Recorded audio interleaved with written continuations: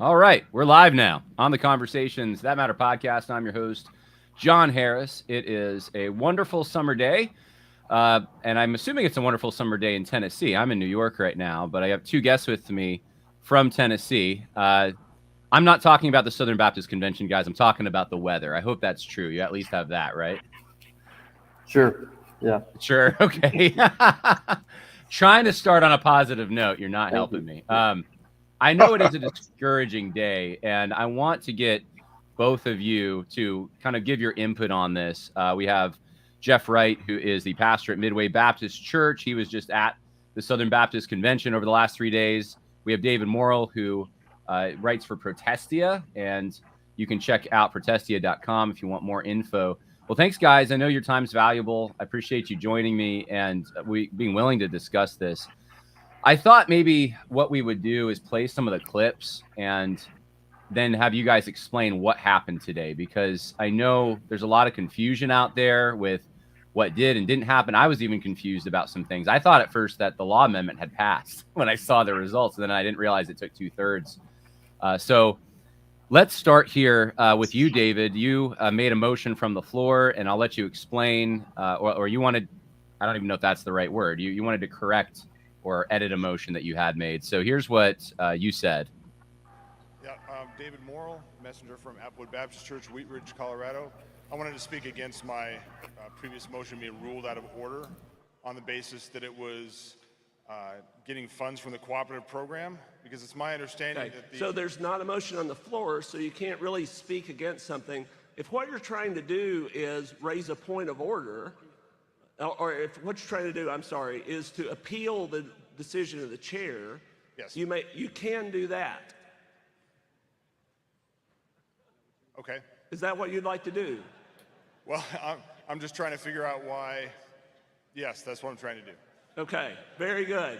All right, so state your appeal, and what you're going to need to do here in stating your appeal is state why my ruling that it was out of order is wrong.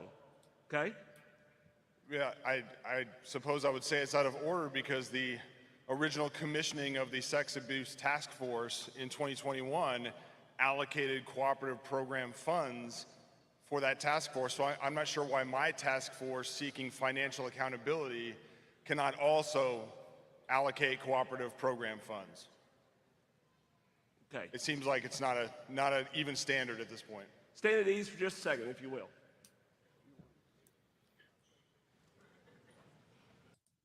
Let's skip ahead a little bit. I appreciate your patience.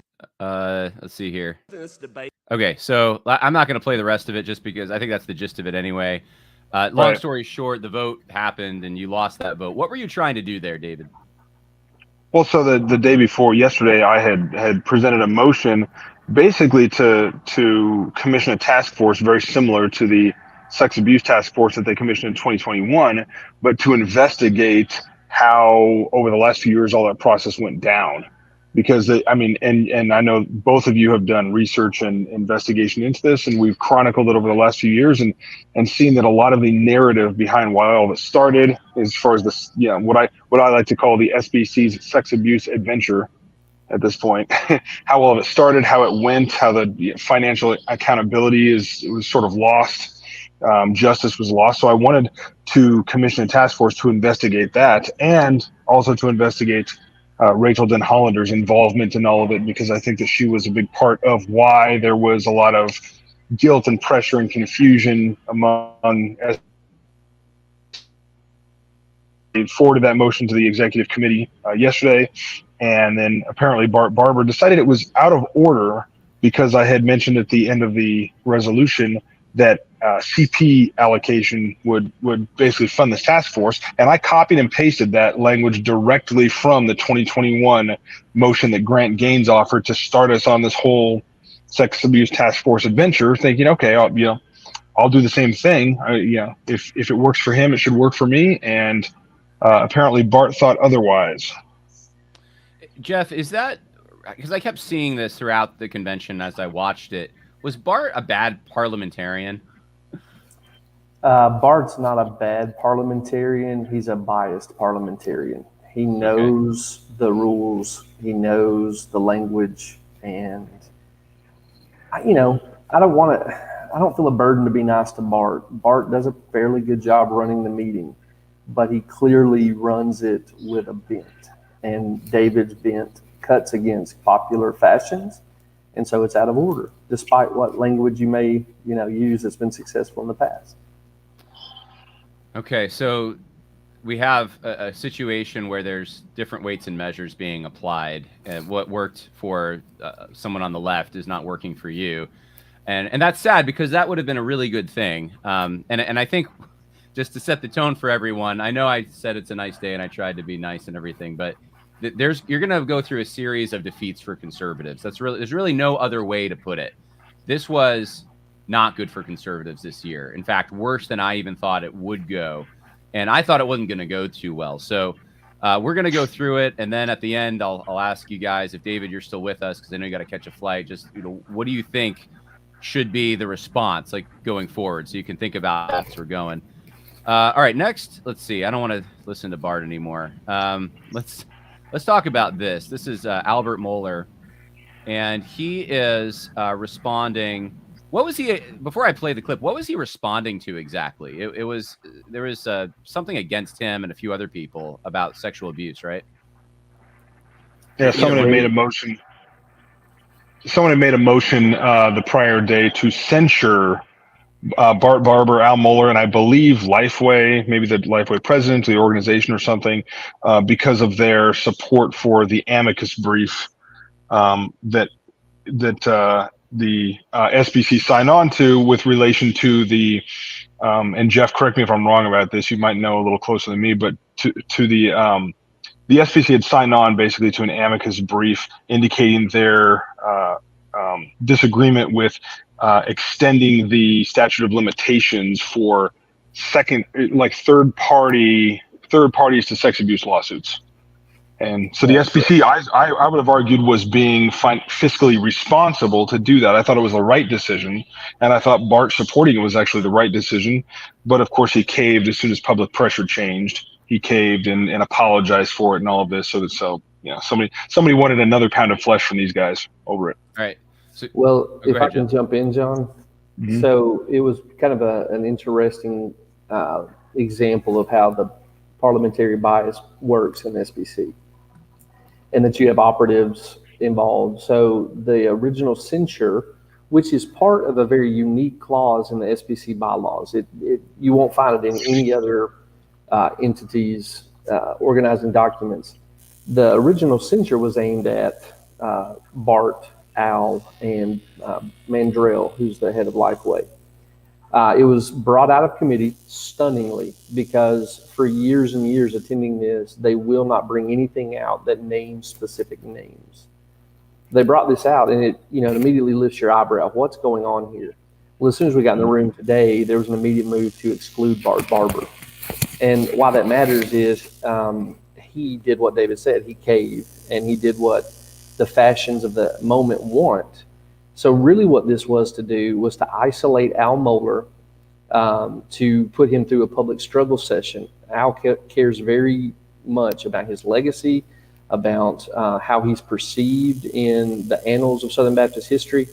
And this was an attempt to penalize him for daring to break with the fashionable winds of the abuse witch hunt and subject him to public shame. And so it went on, and then Al got up to say what David said, basically, this was in the best interests of Southern Baptists. Well, let me play that for everyone. And Jeff, I don't know, you might want to just check your connection there. I'm not sure what's going on with your mic. Here's Al Mohler on the floor. Those in favor have it. The decision here, and brothers and sisters, I hesitate to think what the Southern Baptist Convention is going to look like if this is what we're going to do, meeting by meeting.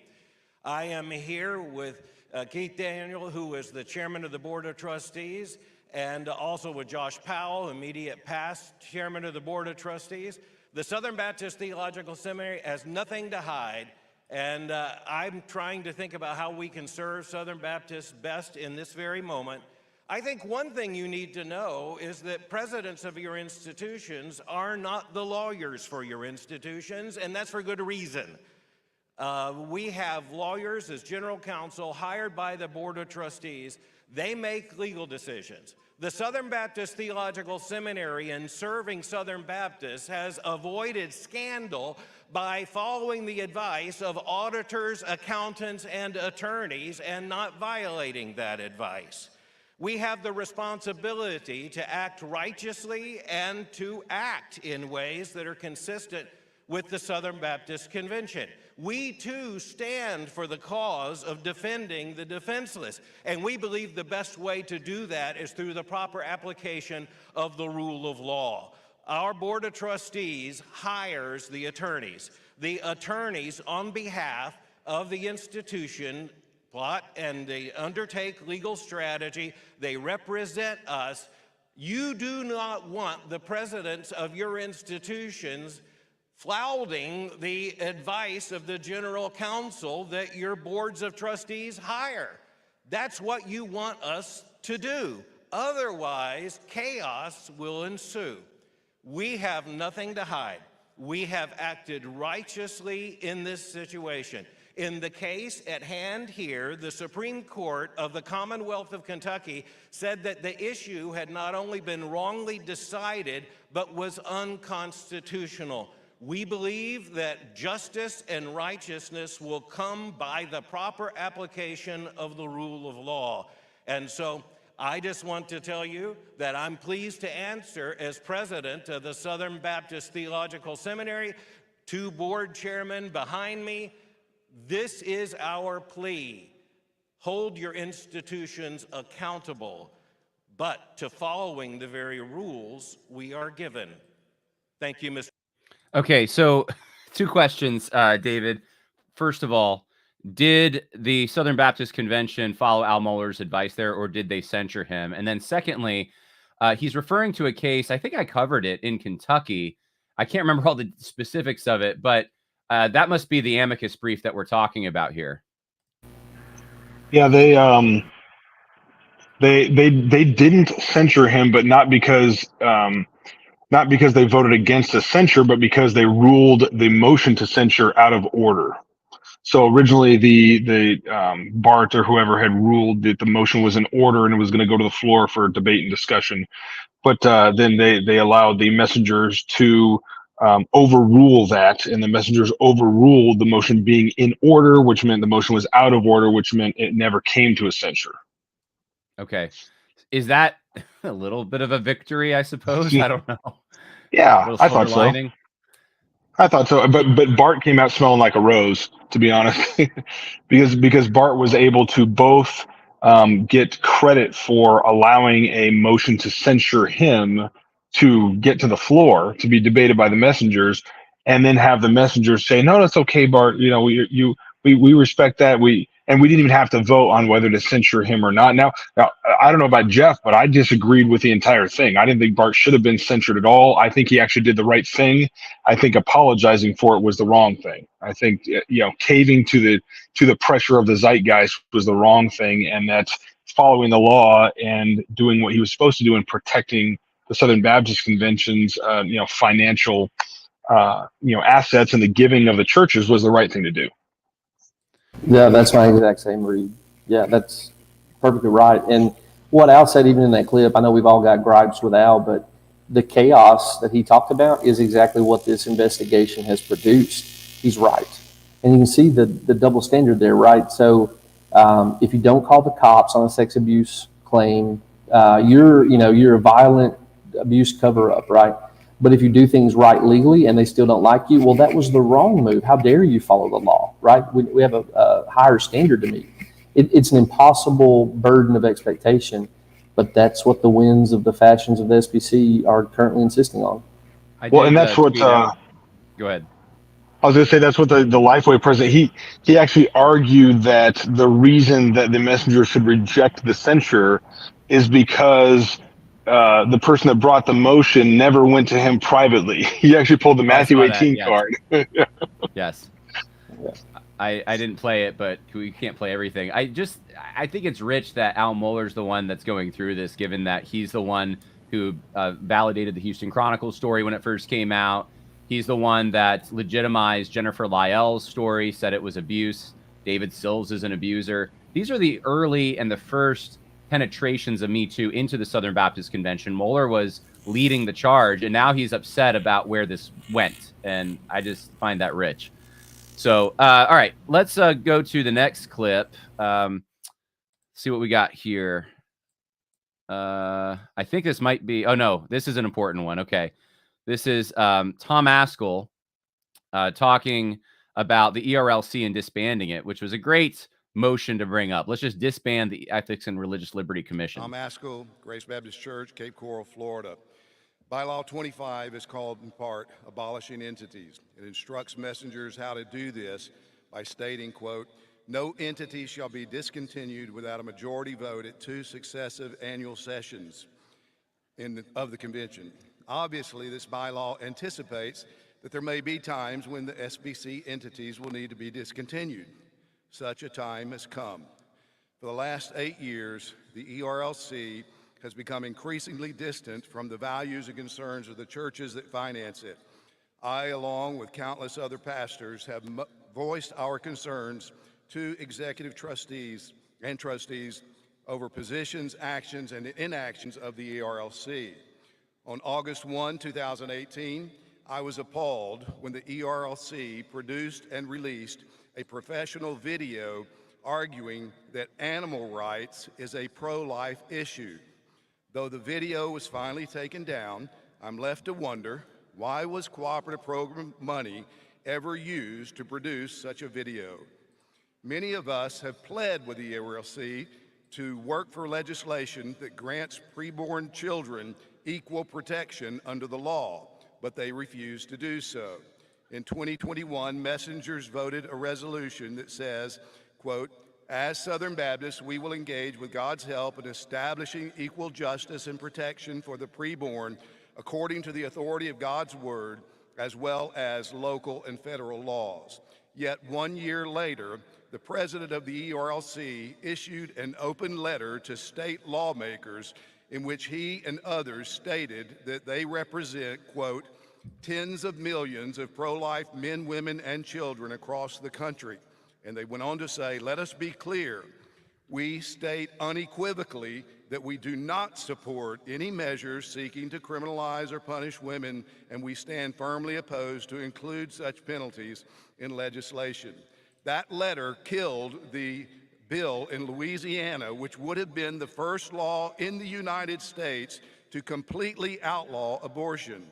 It's time for us to call the ERLC to become accountable to the churches who pay for it. Bylaw 25 wisely does not allow for the discontinuation of any entity with just one vote. It takes 2 positive votes for 2 successive years. Adopting this motion today will not eliminate the ERLC today, but it will send a clear message that the churches of the SBC are deeply concerned about their mission drift. We're often told by our leaders that the local church is the headquarters of the SBC. It's time that the ERLC hears from headquarters. A positive vote will give them 1 full year to make a course correction. Please support this vote. Okay, I know that was long. We're going to play, though, a little bit of Brent Leatherwood's response, and so we can contrast. This is the response from the ERLC. Phone 8A, can you please state your name, your church, and your point of order? Thank you, Mr. President. My name is Brent Leatherwood. I am a messenger from Brentwood Baptist Church in Brentwood, Tennessee, and I am a deacon of that church, and that means I am called to serve. Dr. Leatherwood, also, you're going to be able to continue to speak, but let me explain why, because everybody's watched me recognize you and ask what your point of order is. Actually, the urgent request button was pushed because under Article 12, he has a privileged place to be able to reply and respond to this motion. I'm sorry that I interrupted you to do that, but I just wanted to help everybody understand. Thank you. Thank you, Mr. President. So as I was saying, I view myself as a servant, and I bring that servant heart to the other role that I occupy, which is president of your Ethics and Religious Liberty Commission. And we read in Proverbs that a gentle answer turns away wrath. That is certainly my prayer for what I'm about to respond to. I hope that my response comports to that. The history of this 100-year-old commission has always found it at the leading edge of issues, sometimes speaking for our churches, sometimes speaking with our churches. Examples such as civil rights, the sanctity of life, the protection of conscience, or responding to abuse in the church. Now, our brother likes to bring up an issue from a different era, well before I was president of this organization, back in 2018. Look, that's from a different time. That video was taken down nearly immediately because the organization realized it had made a mistake. And so none of us is perfect, but we did take that down, and we accepted responsibility for it. But in all that this organization strives to do, it strives to be faithful to Scripture, faithful to what the Lord calls us to do, faithful to serve our churches. And we are in a great hour of need in our culture and in our convention. Division and anger are plentiful. Voices are wanting to tear down with false assertions and half-truths that are everywhere. To eliminate an entity whose voice is needed now as much as ever would be the wrong move. No, this commission speaks truth with a capital T, and the grace that it also speaks with is exactly what is needed now. I would ask this body to reject this motion. Okay, I can't take it anymore. I got to stop it. All right. I'm going to let Jeff and then we'll go to David respond to that, because I know that the vote came and Tom Askell did not. He was not able to get his motion passed. Yeah, so Brent's just a liar.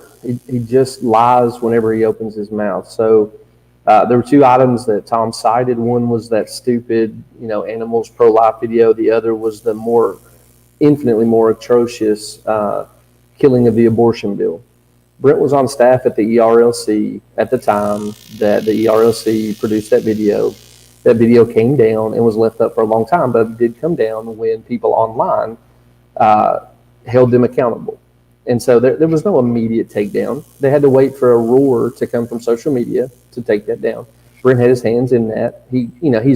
Russell Moore runs the ERLC through Leatherwood by wire anytime he wants to. They're hand in glove, and he never touched the atrocious assault on human life that he was the author of as the head of the ERLC. And then what we didn't get to see there is Tom did respond. Brent went on to impugn Tom's character, attribute political motivations to him.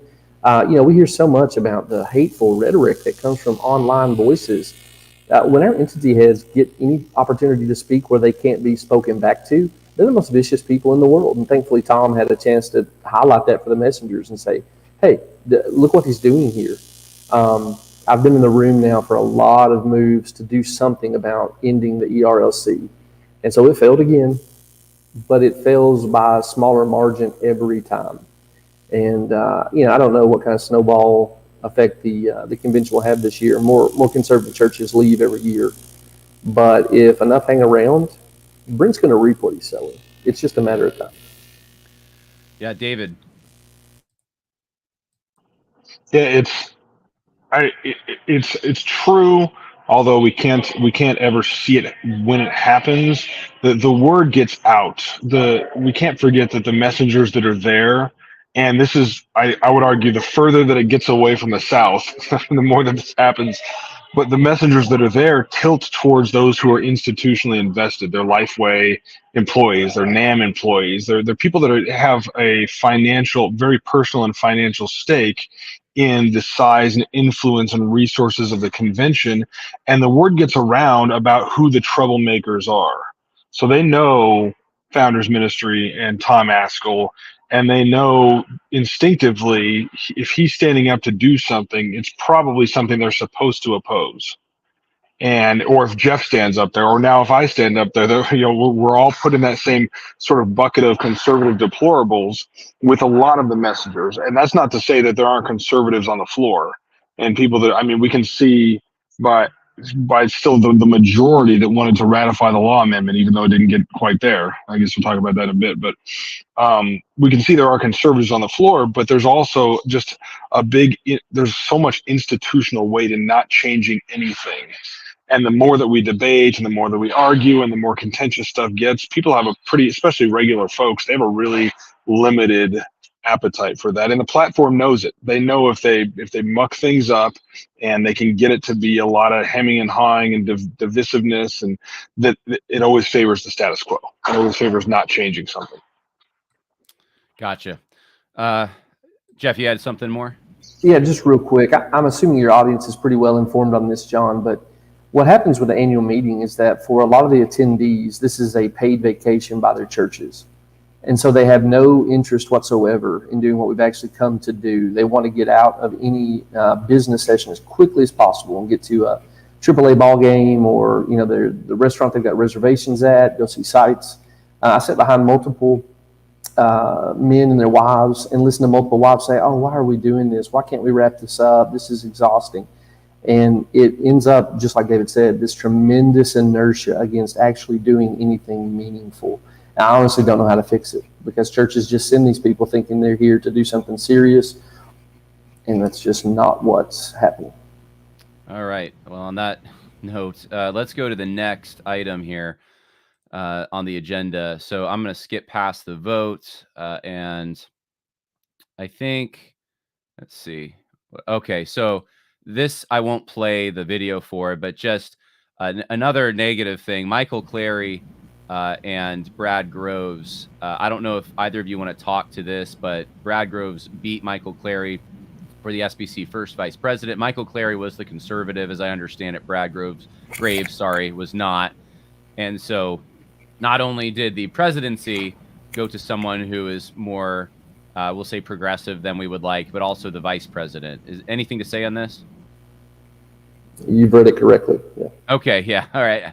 Let's go to the next item then. We got this. I got to play the clip. So there's more that could be said than just one clip, but let me play this kind of representative clip from Dean Inserra's convention sermon. We're all just looking at our phones, and we hear this voice behind us. It's the gate agent coming through, and they're saying, "Step to the left, please. Step to the left, please. Step to the left, please." And as we're looking at our phones, all of us, not even thinking about it, I never even saw the person. We just went like this. All of us. And stepped to the left as a person went right past us. Messengers and guests this morning, the world wants us to step to the theological left. And we must always be cautious, Southern Baptists, that it will never happen on our watch. It is such a temptation. Perhaps the sin that so easily entangles us in this era of Southern Baptist history is being so concerned about what others think about us, especially online.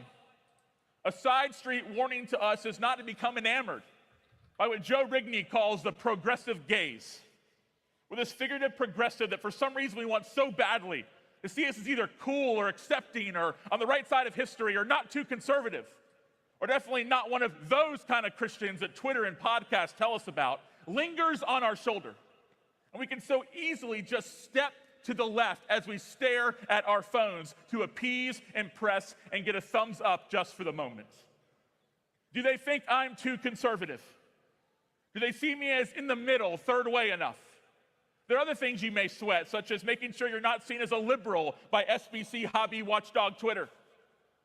The answer to this is not to move to an extra biblical right, but rather to stay on the faithful road of following Jesus, fixing our eyes on him, and submitting ourselves under the authority of his word.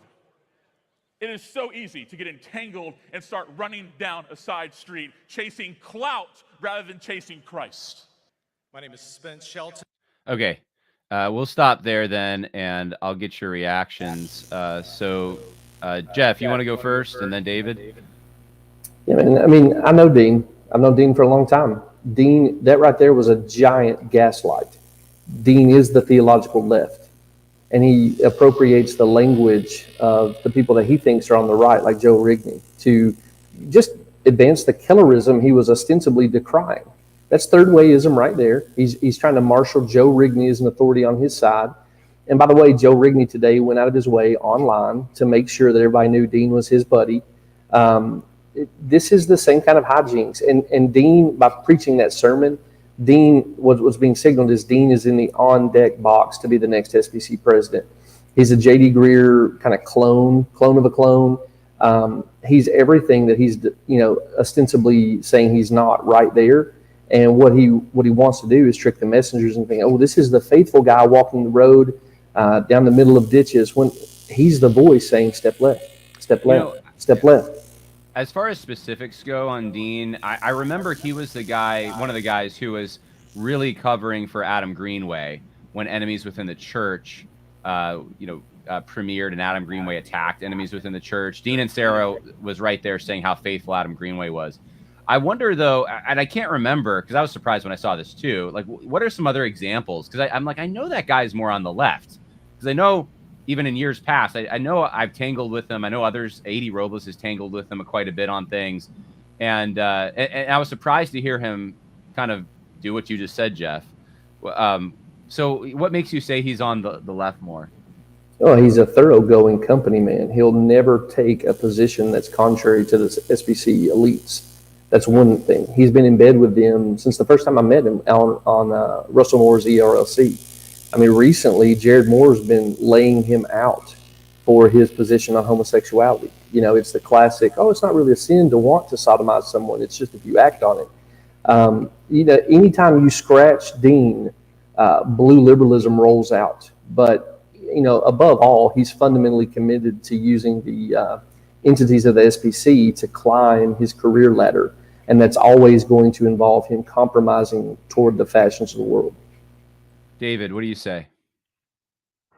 No, I agree with Jeff. It's a lot of these guys, they end up doing what we call being website orthodox, where so they, like Dean, can get up in this sermon and basically for half the sermon plant the generic seed of we're going to follow Christ and not follow the world. Follow Christ, follow the world. He's not getting specific yet. He's just getting the framework out there. He's building this empty shell of moral imperative for the messengers to say, well, of course you all want to follow Christ, right? You don't want to follow the world, you want to follow Christ, but he hasn't put any meaning into it yet. That comes later, after the crowd of the messengers in this case, or a congregation, for instance, is invested, and they say, of course we want to follow Christ. Then he starts to describe what that is, and by the time he's describing what it is, they're already invested. And this is a typical bait and switch kind of a technique. But in Dean's case, Jeff's right. He has been on the record multiple times. Jared Moore has approached this and other, I'm sure protesting, we've talked about it at some points, basically supporting side B, SSA, LGBTQ, capitulated Christianity, that kind of a thing. He's in there. So it wasn't surprising to me to hear him say things that conservatives would be like, yeah, that's pretty good. But he, then he slips that little poison. Like, I don't know what he meant, for instance, by the overreacted right, or however he said it. Like, don't go too far to the right in your in your attempt not to be left. I'm not sure what he meant by that, but it was yeah, of course not. Couldn't be. Yeah. All right, let's see what else we got here. And what was this? I'm trying to remember what this. Oh, this. Let's see here. I for some reason I captured this. I thought it was significant. Oh, this is the law amendment stuff. All right, so let's just play this real quick. This is the argument first against the law amendment, and then for the law amendment. Here it is. Mercy Church in Charlotte, North Carolina. The question before us today is not whether or not we're complementarian. That's clear. The question is not, do we believe the Bible? That's also clear. We are complementarian. We believe the Scripture. The question is this amendment necessary for our convention to respond when churches in our convention act in a way contrary to our complementarian doctrine? We showed last year we have an effective mechanism. It allows us to act with conviction, and unity when it comes to this issue. Last year, we removed 2 different churches, one really big, like a mega church, one normative size. This year, we removed an institutional legacy church. Y'all, we have shown that the mechanisms we currently have are sufficient to deal with this question. Listen, the last thing I want to say is I believe that we need to act in unity as a convention. The other three amendments that we made by raised ballot, and it was an overwhelmingly majority referendum on this issue.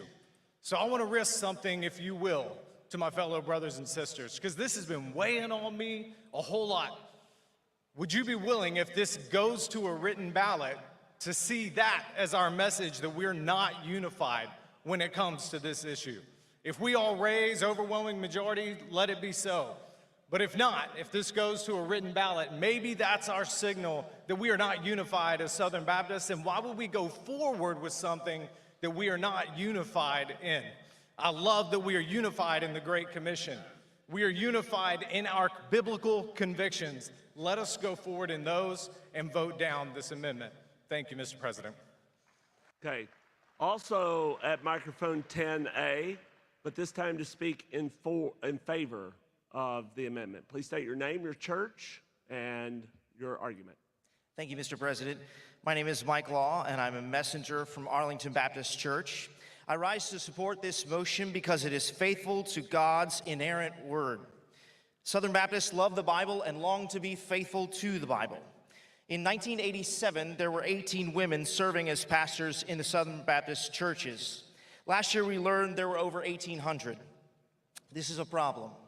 In 1 Timothy chapter 2, verses 12 to 14, the all-wise God says that a woman ought not teach or exercise authority over a man, terms associated with the pastoral office. Our culture may see this prohibition as harsh, but our God is all-wise, and he wrote his word for the flourishing of both men and women. Our Baptist faith and message agrees. While both men and women are gifted for service in the church, the office of pastor, elder, overseer is limited to men as qualified by Scripture.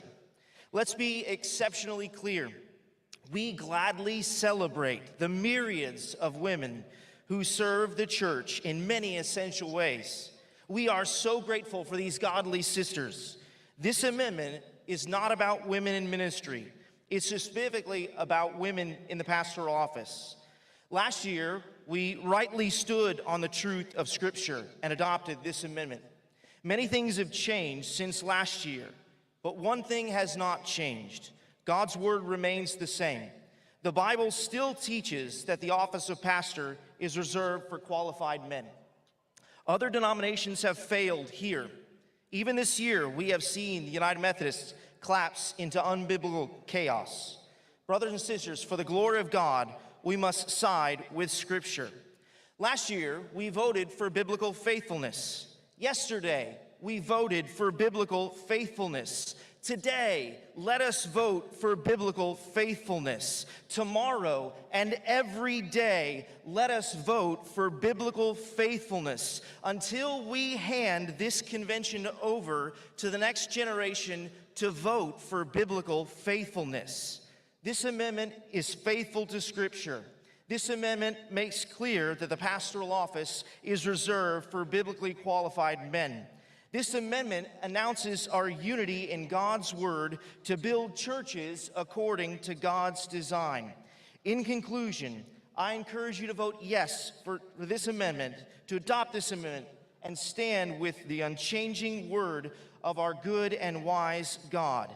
And I move the previous question. All right. Well, there are the results. So there were more people who actually did vote for it, but it was only 61%, which is not enough. So we'll start with Jeff and then go to David on the law amendment issue. Jeff, there's a lot of questions coming in right now about, how did this happen? How in the world did the SBC not pass this? Drew Smith says, can y'all explain why anyone voted against this? I really don't understand. Yeah, well, you heard in that setup from the man speaking against the motion, we have to assume that we're complementarian. We have to assume that we're biblical. And once those are taken off the table, then, it's just a matter of, are we doing this right? So what's happened here is the SBC, the backstory is the SBC has seen leaning into DEI-style policies as the way to maintain their size, which involves ethnic congregations that may have female pastors. That's been the selling point, asking these churches to come in. They thought they didn't, the SBC elites didn't think they'd ever have to, deal with that. They just thought they could do that and nobody would care, as I'll illustrate in just a moment. But now the law amendment has put a spotlight on it. And they found out there is actually a will within the Southern Baptist Convention remaining to hold the line on this matter. And the UMC was providentially a good illustration of that. So the game has been to say, well, our mechanisms work. We vote. You heard the guy say it. We voted out Rick Warren. We voted out Fern Creek.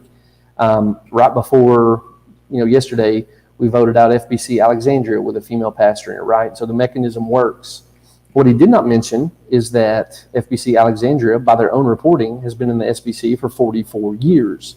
Colin Smothers from the Council on Biblical Manhood and Womanhood got up when the Alexandria motion was before us and said, hey, Credentials Committee, how long have you known about the situation with FBC Alexandria? And you could hear the backpedaling. They were never going to answer that question. They got away from that as soon as they possibly could.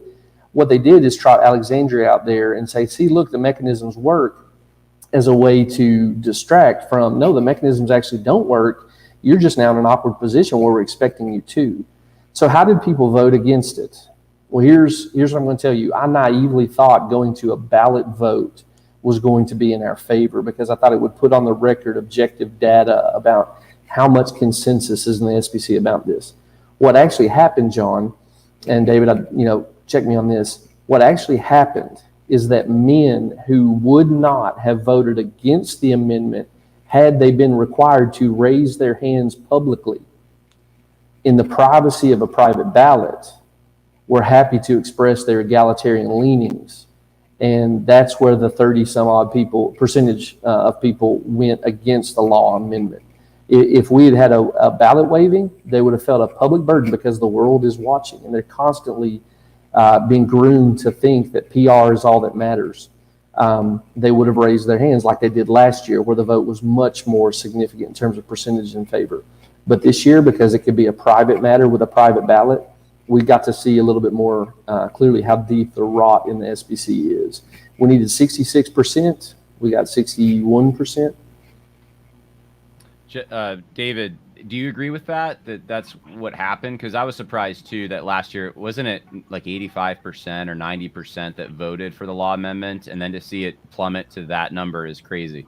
Yeah, it was much more significant. And I had actually, I was joking with Jeff, like we ran into each other at lunch and we both went up to Mike Law just to sort of commiserate. He seemed in good spirits. He thinks that there's still momentum for this issue, so that was nice. But I was joking with Jeff. I said, hey, when you get on John's stream, I'm just gonna be behind you and jump out or something. But we're in different buildings now, so I couldn't do that. I generally agree with that. I think that the reason, and I agree with Jeff's analysis, that going to a ballot versus just a hand raised vote allowed people to not have to. They didn't have to publicly stand against banning women pastors. They could do it secretly. And I'm not sure that it was their secret egalitarianism as much as it was their belief, founded or not, that ratifying the law amendment would cause the SBC to lose hundreds and hundreds of churches. And so the institutionalism of it all, that plays a big factor. A lot of the folks that are there are really invested, like I said before, in the size of the SBC. And so if, I put this on X a little bit earlier, the hundreds of churches, maybe thousands of churches in the SBC that have women pastors either by name or by function is our dirty little secret. But as long as they keep participating in the cooperative program and all the funding and things like that, we don't really particularly care if they're doctrinally faithful. As long as they keep the coffers filled, we don't want to risk kicking them out by getting too doctrinally, insistent and specific. So I don't have the numbers in front of me, but the last issue I wanted to discuss with you is the issue of the president of the Southern Baptist Convention. And we have a new president, obviously, Clint Presley, who is the only one I really focused on as far as I didn't want people to vote for him. And it's because I thought he was going to win early on, or he was probably going to be the kind of center left, keep the ship going in the same direction favorite pick. And it's interesting to me that we had two conservatives. We had Jared Moore, and who was the other guy? I'm sorry, I'm blanking on his name. David Allen. David Allen, thank you. So we had David Allen, and with the first two rounds of voting, they were both eliminated. Jared Moore was eliminated in the first round. David Allen was eliminated in the second round. So by the time we got to the final round, we had, from my understanding, it was two guys who were a little more on the left who were running against each other. So there wasn't much of a choice. Now, Clint Presley, some guys, it's interesting. I'm already seeing people out there. Colin Smothers is one of them, right? Colin Smothers is out there congratulating, and I think he said something positive about like Clint Presley's going to do a good job, something like that. And I'm getting used to this because every year it just seems like this happens where guys who you presume would be maybe who had voted for someone else are they do the statesman thing and they'll congratulate the guy who won, and I get it to some extent, but like Clint's not in our camp, right? I just want to get your guys' take on that. I'm going off of his whole illegal immigration thing.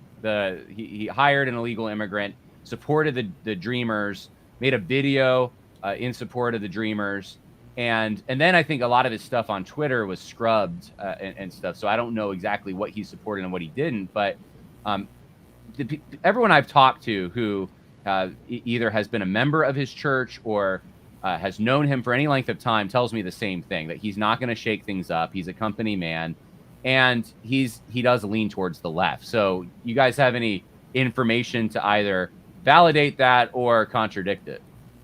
David, why don't you go first? I've got some stuff, but you may knock it out first. Yeah, well, it's a couple things to know about Clint Presley. He's very close with a lot of the platform stalwarts, the guys that have been around a long time. Very close with James Merritt.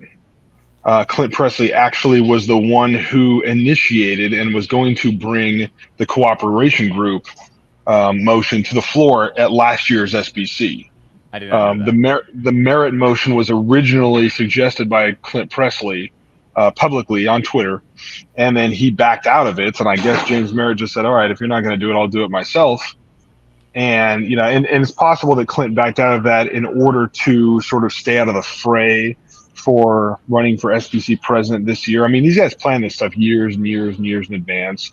Like Jeff was saying, Dean being groomed maybe for the next one, a couple of years from now or whatever. That's how they do it. They always have a next guy in line, and they always have a guy that's sort of, in the bullpen in case there's a Willie Rice, Deacon Gate fiasco. They always got a Bart Barber in the bullpen that can jump in if necessary to basically be the placeholder.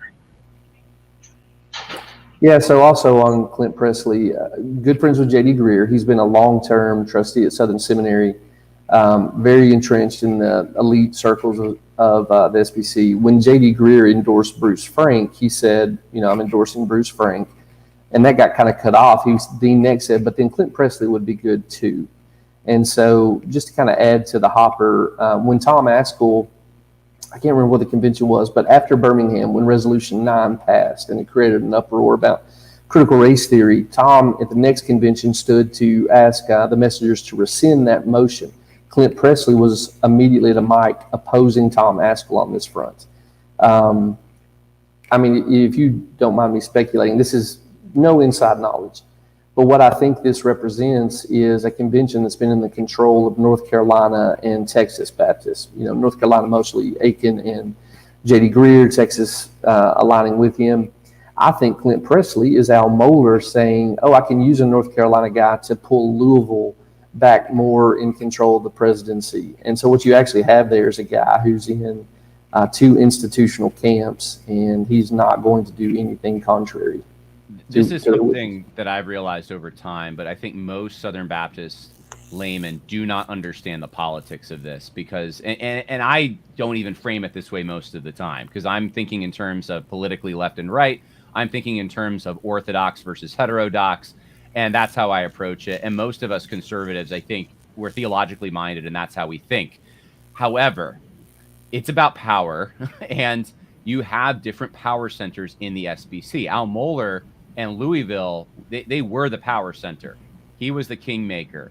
And a few years ago when he lost the convention bid there, I think that fell Aiken and probably even more powerful than Aiken is Kevin Ezel. Mm-hmm. They really control a lot of messengers and probably call the shots more than Mohler. And so there's been, and multiple insiders have told me this, board members, people in the top echelons of the committees of the SBC have told me that basically, yeah, there's been kind of a war between North Carolina and Louisville. And so I appreciate you bringing that out, Jeff. And people need to be aware of this, that when things don't make sense to you, it might be because there are other interests involved and you're just not aware of them. They're not operating on the same, same framework that you're operating on. So, well, John, if you'll allow me to help your audience on this, I have a popular level understanding of this topic, but I think it's the right paradigm, at least at the popular level. The SBC runs like a Cosa Nostra, like a crime family with different subfamilies within it. Exactly right. Who are constantly jockeying against one another for power, prestige, and territory. And that's the paradigm I think that best explains SBC institutionalism. And what David's doing there is what I said too. The North American Mission Board is the big funding slush fund. And so they have engaged in real estate speculation, selling property ostensibly for housing missionaries on like furlough. They've started flipping houses. It's given them an incredible nest egg. They dole it out in perks to their loyalists. And again, this has resulted in Al Mohler going up against some of his friends, trying to reassert his sway. Yeah, not exactly the most encouraging thing, but that is what the reality is. And I remember, one of the former trustees at Southern Seminary telling me that Clint Presley was totally a company man, never went against Al Mohler, wasn't any help in an actual fight, and totally fine with all the CRT stuff that was being pushed there at Southern Seminary. So he's the president of the Southern Baptist Convention now, so do not expect things to change. And don't go with these guys. Don't go with Colin Smothers and other guys that I'm sure I'll be seeing online on Twitter that are saying that, oh, no, he's actually pretty good. I mean, I remember when there were conservative guys saying, oh, Bart Barber might be pretty good. When it happens every year. Don't buy it. That's just my thing. Few comments here. Dylan says, notice in his response, and I think we're going back now to Brett Leatherwood, he does not respond to the abortion letter. That is true. He skipped over that. Peter Sawyer says the average SBC church member is conservative. I would even say the average SBC pastor. It is these elites. They're the problem. Do you guys still agree with that? I mean, we trot that out every year, and that's kind of what gives people hope of like, well, maybe next year the conservatives will show up because that's who the SBC is. Do you guys believe that still, or? David, I don't want to be too eager here. Do you want to jump in on that first? I have some thoughts. Well, generally, I agree with that. But where the rubber meets the road is who can get people to the annual meeting. So it seems like every year somebody brings up, and there was this year as well, somebody bringing up, hey, can we enable remote participation? And the platform knows very well that remote participation is going to shift the entire messenger voting block conservative. So many people who are in small conservative churches, they can't fund messengers out there. They don't show up, whether it's in Anaheim, Indy, wherever it is, they can't travel. But the folks that work for NAM and the folks that work for the IMB and the folks that work for Lifeway, and of course the big mega churches and things, they can all fund messengers to go and maintain the status quo. So yes, I think your average conservative pastor is more conservative. Certainly your average pew sitter, as I like to call him, is more conservative. But it doesn't make any difference as long as the rules and things like that demand that people are in person voting. That's why it seems like there's that disconnect. There is a disconnect. Yeah. So I've been one of those people hoping just what you're saying there, John, for years and years. So here's how I've come to think of it. If your SBC church is older than 40 years, you're probably much more conservative than the elites. If your church is younger than 40 years, you're probably groomed by North American Mission Board funds into platform allegiance because they're the ones flying you in for conferences.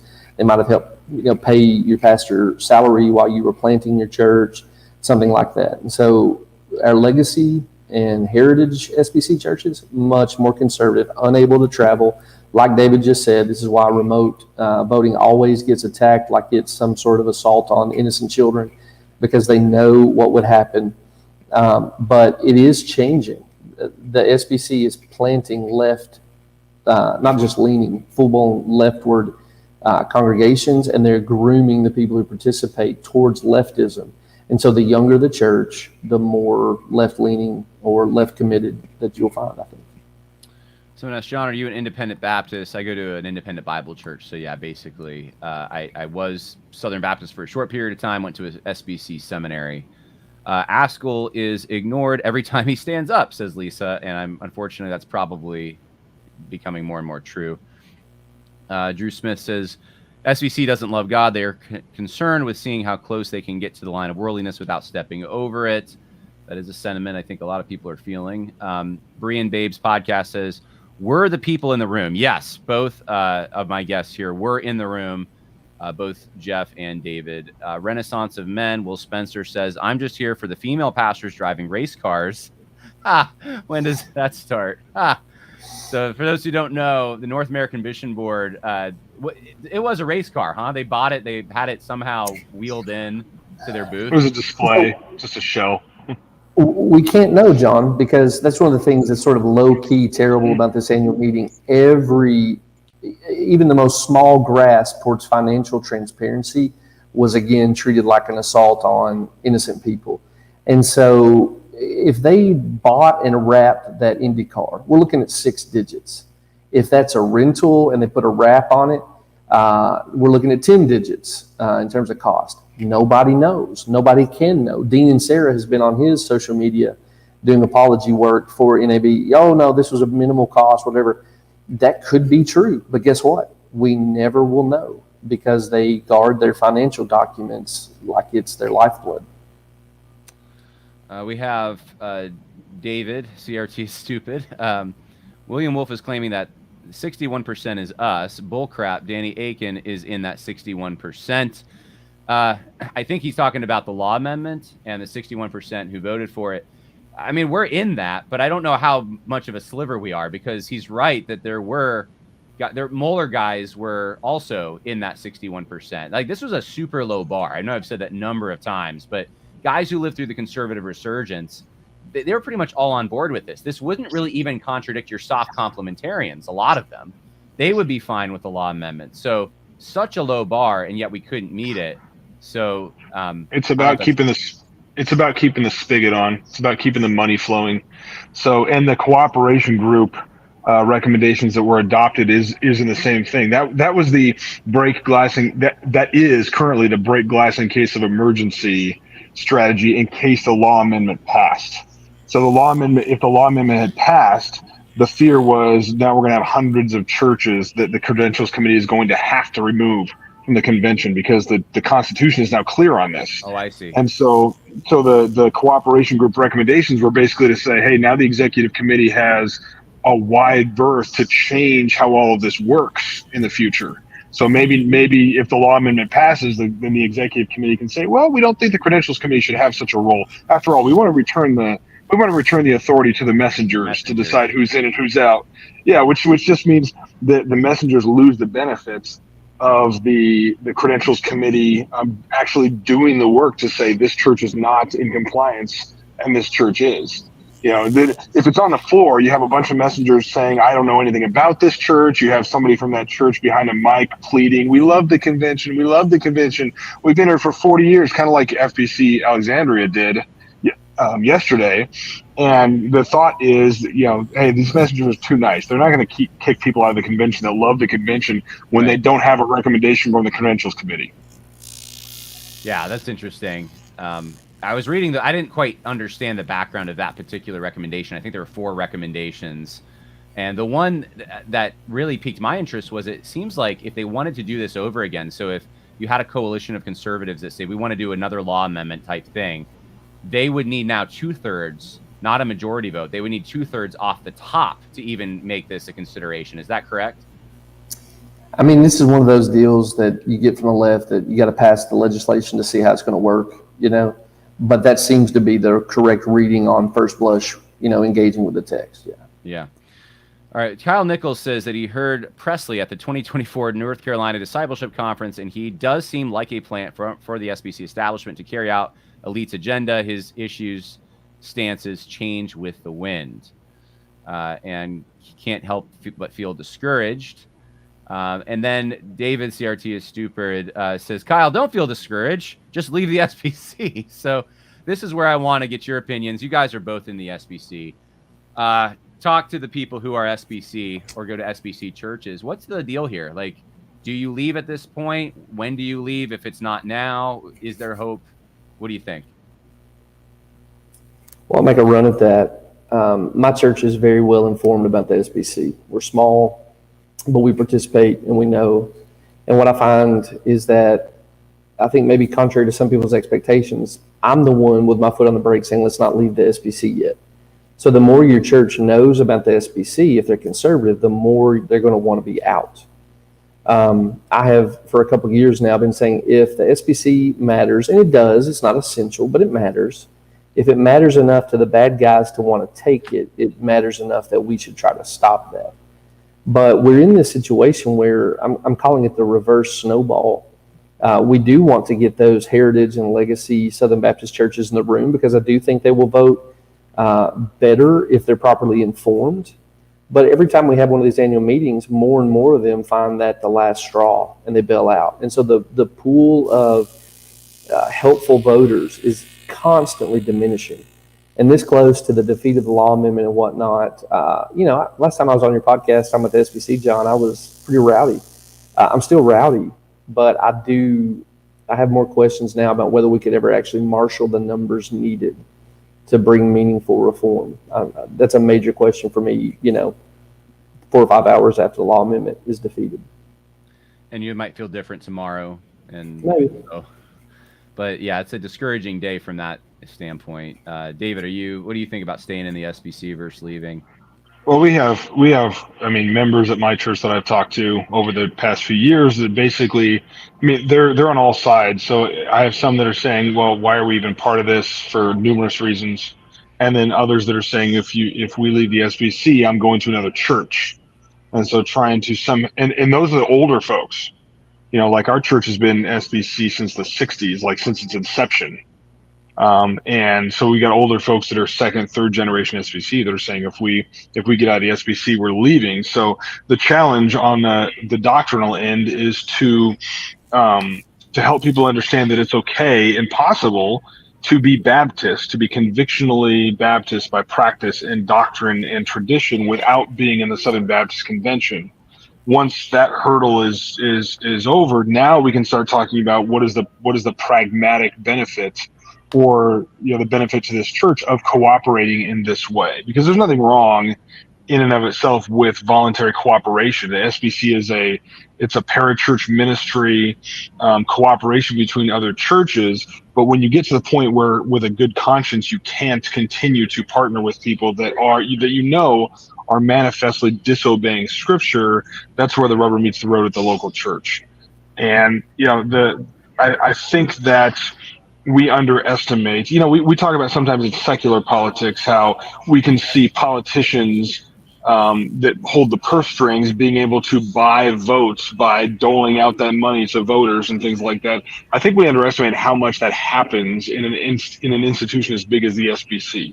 How many people are voting who are financially dependent on the whole thing and very unlikely to vote for anything, even for doctrine they might believe in, that would rock that boat or compromise or put at risk their financial situation and their jobs and so the status quo has so much gravity in the SBC. Yeah, the year that they should have probably done the online voting was 2020, and they just skipped the whole entire convention without really any precedent. They say they have a precedent because what was it, like decades before there was one convention that was skipped during World War II or something. I can't remember, but it's just like, if it's not going to be that year, I don't see that happening ever. And you have to win the room, and it just seems like that's impossible at this point. Maybe we had a window of opportunity 2018, 2019, 2021, maybe, I don't know, but that window seems to be closing. As Jeff said, more and more churches keep leaving. So Berean Babes did for $2 say, why wasn't the ballot vote on Mike Law shut down? So I'm not sure exactly what she means by that. Jeff? Yeah, I'll make a run at that. So I wish we did more ballot voting because it would be more objective. A lot of the non-ballot voting is just, and this happened twice in this annual meeting, a room that looks very close to 50-50, Bart just declares a side that wins according to his preferences. And so if you ask me, I wish we did more ballot voting. It takes more time. People don't want to take the time to do it. So we're left with that. So again, I mentioned this earlier. I naively thought that the ballot vote was going to work in our favor. That's why none of us opposed it, because we thought it would reflect the previous vote last year that would document, hey, 90-something% of SBC annual meeting members, a 12,000 person body voted overwhelmingly in favor of the law amendment. What I've since found out is that there was a lot of closeted egalitarian sympathetic and institutional sympathetic men who would be happy to vote in private differently than they would in public.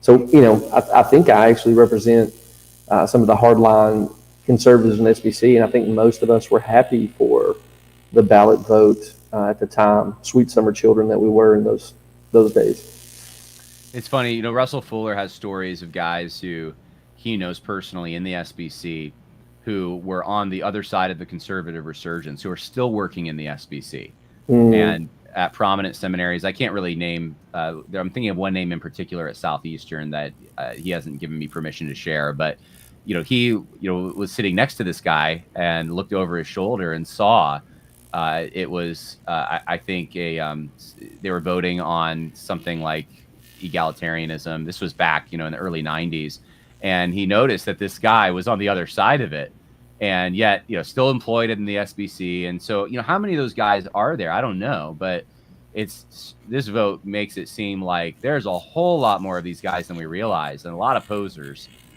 Not exactly a vote of confidence there.